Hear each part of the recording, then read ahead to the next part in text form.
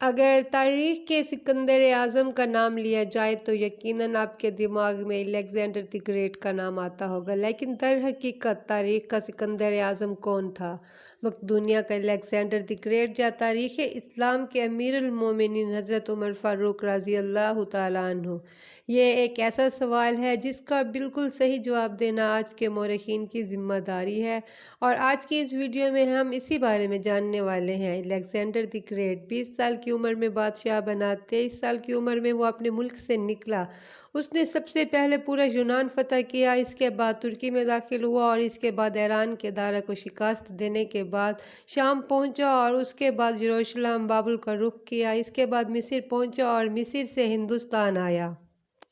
ہندوستان میں اس نے پورس سے جنگ لڑی اور اپنے پیارے گھوڑے کی یاد میں پھالیا شہر آباد کیا۔ اس کے بعد اس نے مکران سے ہوتے ہوئے واپسی کا سفر شروع کیا، لیکن راستے میں ہی اسے ٹائیفائڈ بخار ہوا، اور 323 قبل مسیح میں صرف 33 سال کی عمر میں اس نے بخت نصر کے محل کے اندر اس دنیا کو خیر آباد کہہ دیا۔ آج تک دنیا کو یہ بتایا گیا کہ وہ انسانی تاریخ کا عظیم ترین جرنیل، فاتح اور بادشاہ تھا، اور تاریخ میں اس کے اسی کارناموں کی وجہ سے اسے الیگزینڈر دی گریٹ کا نام دیا گیا، اور ہم لوگوں نے اسے سکندر اعظم یعنی بادشاہوں کا بادشاہ بنا دیا۔ لیکن یہاں سوال یہ ہے کہ کیا حضرت عمر فاروق رضی اللہ تعالیٰ عنہ کے ہوتے ہوئے الیگزینڈر کو واقعی سکندر اعظم کہلانے کا حق حاصل ہے؟ محترم ناظرین، الیگزینڈر بادشاہ کا بیٹا تھا۔ اسے دنیا کے بہترین لوگوں نے گھوڑ سواری سکھائی، اسے ارسطو جیسے استادوں کی صحبت ملی، اور جب وہ 20 سال کا ہوا تو اسے تخت پیش کر دیا گیا، جبکہ اس کے مقابلے میں حضرت عمر فاروق رضی اللہ تعالیٰ عنہ کی 7 پشتوں میں کوئی بادشاہ نہیں گزرا تھا۔ آپ بھیڑ بکریاں اور اونٹ چراتے ہوئے بڑے ہوئے تھے۔ آپ نے تلوار بازی اور تیر اندازی بھی کسی اکیڈمی سے نہیں سیکھی تھی۔ سکندر اعظم نے ایک آرگنائز آرمی کے ساتھ 10 سالوں کے اندر 17 لاکھ مربع میل کا علاقہ فتح کیا، جبکہ حضرت عمر فاروق رضی اللہ تعالیٰ عنہ نے صرف 10 برسوں کے اندر ایک آرگنائز آرمی کے بغیر 22 لاکھ مربع میل کا علاقہ فتح کیا، جس کے اندر روم اور ایران، جو کہ اس وقت کی 2 سپر پاور تھی، دونوں شامل ہیں۔ آج کے سیٹلائٹ میزائل کے دور کے اندر بھی دنیا کے کسی حکمران کے پاس اتنی بڑی سلطنت موجود نہیں ہے جو حضرت عمر فاروق رضی اللہ تعالیٰ عنہ نے نہ صرف گھوڑوں کی پیٹھ پر فتح کروائی تھی بلکہ بڑی کامیابی کے ساتھ اس کا انتظام بھی چلایا تھا۔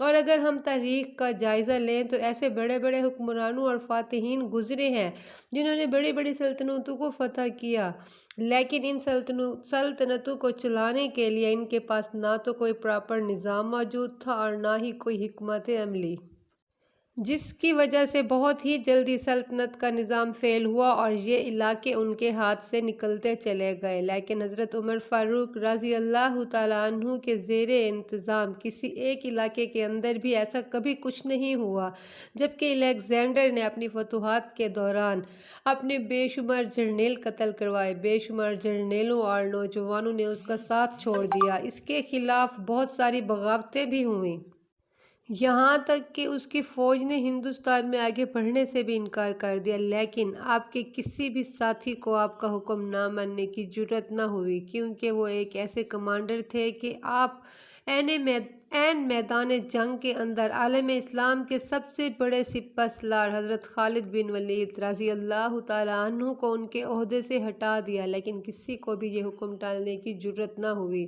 آپ نے حضرت سعد بن ابی وقاص رضی اللہ تعالیٰ عنہ کو کوفے کی گورنری سے ہٹا دیا۔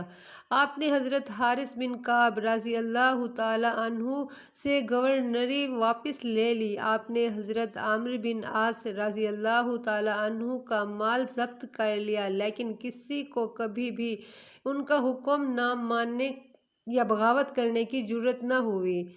یہ سچ ہے کہ الیگزینڈر نے 17 لاکھ مربع میل کا علاقہ فتح کیا، لیکن دنیا کو کوئی نظام، کوئی سسٹم نہ دے سکا، جبکہ حضرت عمر فاروق رضی اللہ تعالیٰ عنہ نے 22 لاکھ مربع میل کا علاقہ فتح کیا اور دنیا کو ایسے سسٹم دیے جو آج تک پوری دنیا میں رائج ہیں۔ آپ رضی اللہ تعالیٰ عنہ نے سنہ ہجری کا آغاز کیا، جیل کا تصور دیا، پولیس کا نظام بنایا، اذان دینے والوں کی تنخواہیں मुकर्रर की, मस्जिदों में रोशनी का बंदोबस्त कराया, पुलिस का महकमा बनाया, एक मुकम्मल अदालती निज़ाम की बुनियाद रखी, आबपाशी का निज़ाम कायम करवाया, फ़ौजी छावनियाँ बनवाईं, फ़ौज का बाकायदा महकमा कायम किया गया। आपने दुनिया में पहली बार दूध पीते बच्चों, माजूरों, बेवाओं और बेआसरा लोगों के वज़ाइफ मुकर्रर किए। आपने दुनिया में पहली बार हुक्मरानों, सरकारी ओहदेदारों और बड़ी शख्सियात के असासे डिक्लेयर करवाने का तसव्वुर दिया ताकि वो कभी भी पैसे को रोक न सकें और ना ही करप्शन कर सके। आपने बेइंसाफ़ी करने वाले जजों को सजाएं देने का सिलसिला शुरू किया। आपने दुनिया में पहली बार हुक्मरान क्लास की अकाउंटेबिलिटी शुरू की। आप बज़ाते खुद अमीरुल मोमिनीन होते हुए रातों को जाग जाग कर तिजारती काफ़िलों की चौकीदारी किया करते थे। आप फरमाते थे कि जो हुक्मरान अदल करते हैं वो रातों को बेखौफ सोते हैं। आप रज़ी अल्लाह तआला अन्हु ने फरमाया, कौम का हुक्मरान कौम का सच्चा खादिम होता है। आपकी मुहर पर लिखा था, ए उमर, नसीहत के लिए मौत ही काफ़ी है। आपके दस्तरखान पर कभी 2 सालन नहीं रखे गए थे। आप ज़मीन पर सर रख कर नीचे ईंट रख कर सो जाया करते। आपको सफ़र के दौरान जहाँ पर भी नींद आ जाती, किसी दरख्त पर चादर तान कर साया करते और सो जाते, जबकि अक्सर रात को नंगी ज़मीन पर भी सो जाते थे। आपके कुर्ते पर 14 पेवंद थे और इन पेवंद के अंदर एक सुर्ख चमड़े का पेवंद भी था। आप मोटा और खुरदरा लिबास पहनते थे, जबकि आपको नरम और बारीक कपड़े से नफरत थी। आप जब भी किसी शख्स को सरकारी ओहदे पर फाइज करते थे तो उसके असासों का अंदाज़ा लगाकर उसे अपने पास रख लेते, और अगर सरकारी ओहदे के दौरान उसके असासों में कोई इजाफा हो जाता तो आप उसकी पूछ गूछ करते थे। जब आप किसी को गवर्नर बनाते तो उसे नसीहत फरमाते थे कि कभी भी किसी तुर्की घोड़े पर ना बैठना, क्योंकि ये तकब्बुर की अलामत है। बारीक कपड़े ना पहनना, छना हुआ आटा ना खाना, चौकीदार ना रखना, किसी फरियादी पर दरवाज़ा बंद न करना। आप रज़ी अल्लाह तआला अन्हु फरमाते थे कि जालिम को माफ़ कर देना मज़लूमों पर भी जुल्म है। आपका ये फ़िक्रा आज किसी इंसानी हकूक़ के चार्टर की हैसियत रखता है कि माएँ बच्चों को आज़ाद पैदा करती हैं, तुमने उन्हें कब से ग़ुलाम बना लिया। ये वो फ़िक्रे थे जो आपने मिस्र के गवर्नर हज़रत अम्र बिन आस रज़ी अल्लाह तआला अन्हु से कहे थे। आप अपने बारे में अक्सर फरमाया करते थे कि मैं सोचता हूँ और अक्सर हैरान होता हूँ कि ऊँट चराने वाला उमर बिन ख़त्ताब भला इतनी जल्दी कैसे बदल गया। नाज़रीन, दुनिया के तमाम मज़ाहिब की कोई ना कोई ख़ासियत है और इस्लाम की सबसे बड़ी ख़ासियत है अदल, और हज़रत उमर फ़ारूक रज़ी अल्लाह तआला अन्हु वो शख्सियत हैं जो इस खसूसियत पर पूरा उतरते हैं।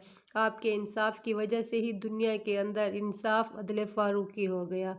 आपने अपनी ज़रूरत से बढ़कर बैतुल माल से कभी भी कुछ ना लिया, जिसका सबूत ये है कि जिस वक्त उनकी वफ़ात हुई आप अमीरुल मोमिनीन होने के बावजूद उस वक्त मकरूज़ थे, लिहाजा आपकी वसीयत के मुताबिक आपका वाहिद मकान बेच कर कर्ज अदा किया गया।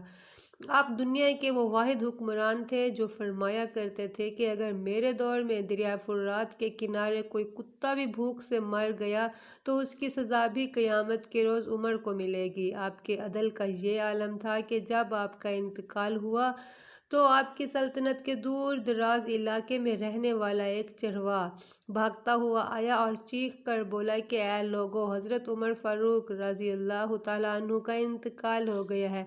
लोगों ने हैरत से पूछा कि तुम तो मदीने से दूर जंगल में रहते हो, तुम्हें इस इतने बड़े सानिया की खबर किसने कर दी। वो चरवाहा बोला कि जब तक हज़रत उमर फ़ारूक रज़ी अल्लाह तआला अन्हु ज़िंदा थे मेरी भेड़ें जंगल के अंदर बेखौफो ख़तर फिरा करती थी, लेकिन आज पहली बार ऐसा हुआ है कि एक भेड़िया मेरी भेड़ का बच्चा उठा कर ले गया है। मैंने भेड़िए की जुर्रत से अंदाज़ा लगाया है कि आज दुनिया के अंदर उमर फ़ारूक ज़िंदा नहीं रहे। मुअज़्ज़िज़ नाज़रीन, दुनिया में अलेक्जेंडर का नाम सिर्फ किताबों में सिमट कर रह गया है, जबकि हज़रत उमर फ़ारूक रज़ी अल्लाह तआला अन्हु के बनाए गए निज़ाम दुनिया के 245 ममालिक के अंदर आज भी किसी न किसी, क्योंकि जब भी किसी डाक खाने से कोई ख़त निकलता है, पुलिस का कोई जवान वर्दी पहनता है, कोई फ़ौजी सिपाही 4 माह के बाद छुट्टी पर जाता है, या हुकूमत किसी माजूर बच्चे, बेवा یا بے آسرے شخص کو وظیفہ دیتی ہے تو وہ معاشرہ، وہ سوسائٹی بے اختیار حضرت عمر فاروق رضی اللہ تعالیٰ عنہ کو ایک عظیم حکمران تسلیم کرتی ہے، کیونکہ یہ سب قانون انہوں نے ہی سب سے پہلے متعارف کروائے تھے۔ اس طرح وہ معاشرہ آپ کو تاریخ کا سب سے بڑا سکندر مانتا ہے، ماں سوائے مسلمانوں کے، جو آج احساس کمتری کے شدید احساس میں کلمہ تک پڑھنے سے پہلے دائیں بائیں دیکھتے ہیں۔ لاہور کے مسلمانوں نے ایک بار انگریز سرکار کو دھمکی دی تھی کہ اگر ہم گھروں سے نکل پڑے تو تمہیں چنگیز خان یاد آ جائے گا۔ اس پر جواہر لال نہرو نے مسکرا کر کہا تھا کہ افسوس، آج چنگیز خان کی دھمکی دینے والے مسلمان یہ بھول گئے ہیں کہ ان کی تاریخ کے اندر ایک عمر فاروق رضی اللہ تعالیٰ عنہ بھی تھا، جن کے بارے میں مورخین بھی اعتراف کرتے ہیں کہ اگر آج اسلام کے اندر صرف ایک اور عمر ہوتا تو آج پوری دنیا میں صرف اور صرف دین اسلام ہی ہوتا، جن کے بارے میں رسول اللہ صلی اللہ علیہ وآلہ وسلم نے فرمایا تھا کہ اگر میرے بعد کوئی نبی ہوتا تو وہ عمر ہوتا۔ تاریخ کی ان دونوں شخصیات کا موازنہ کرنے کے بعد اب آپ آسانی سے یہ سمجھ سکتے ہیں کہ در حقیقت اصلی سکندر اعظم کون تھا۔ الیگزینڈر، جس کے بارے میں آپ کو تاریخی طور پر بچپن سے ہی کتابوں کے اندر پڑھایا جاتا ہے، یا پھر تاریخ اسلام کے امیر المومنین، جن کی فتوحات، شخصیات، کارنامے اور کردار کے بارے میں زیادہ تر مسلمانوں کو معلوم ہی نہیں، جبکہ فکشن اینڈ سپر ہیروز آج اس دور کے اندر بھی ایسے کردار ہیں جنہیں میڈیا نے ایک ہیرو بنا کر پیش کیا ہے، وہ ہم مسلمانوں کے ہیرو بن چکے ہیں، جو کہ ہماری امت کا سب سے بڑا المیہ ہے، کیونکہ جو قوم اپنی تاریخ بھلا لیتی ہے وہ صفحہ ہستی سے مٹ جاتی ہے۔ امید ہے کہ آج کی اس ویڈیو سے آپ کی سوچ کو ایک نیا رخ ملا ہوگا۔ Thank you.